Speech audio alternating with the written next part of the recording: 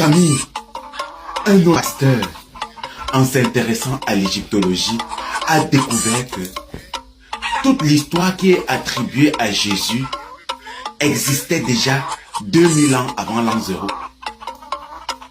Le pasteur est dans une phase de dézombification totale.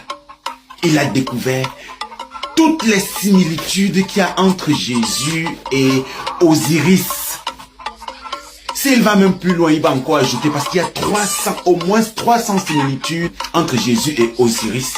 Osiris et son fils Horus. Ils ont mutualisé les deux personnes pour en faire Jésus.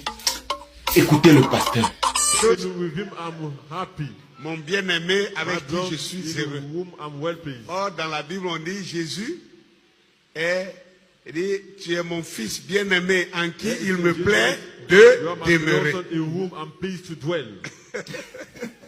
Vas-y, pasteur, vas-y. Prêche. Ok? Alors, pour moi, maintenant, j'ai fini de lire, maintenant écoutez mon commentaire.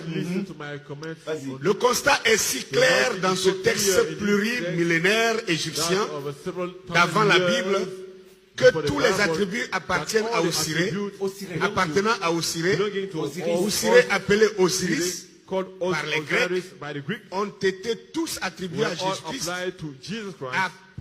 près de 2000 ans après. 2000 years, about 2000 years later. Osiré, guide du troupeau de Dieu. Osiré, God of the flock of God. Jésus-Christ, guide du troupeau de Dieu. God of the flock of God. Osiré, conseiller de l'humanité et le bon berger. Jésus-Christ, admirable conseiller et bon berger.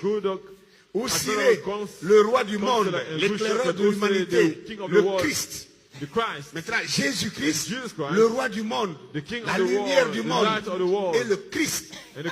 On dit Osiré, le grand détenteur de la science sacrée, qui s'est sacrifié pour devenir un modèle, un guide, le Fils de Dieu. On voit que Jésus aussi, Jésus-Christ, le mystère de Dieu dans lequel sont cachés tous les trésors de la sagesse et de la science. Jésus-Christ, le guide. Jésus-Christ, le Fils de Dieu.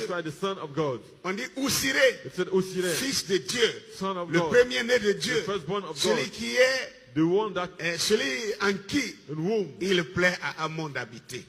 Or, Jésus-Christ aussi, on dit le Fils premier-né de Dieu en qui il plaît au Père d'habiter. Alors, voyez-vous qu'à la virgule près, tous les attributs qui étaient à Osiré dans l'Égypte antique ont tous été donnés à Jésus.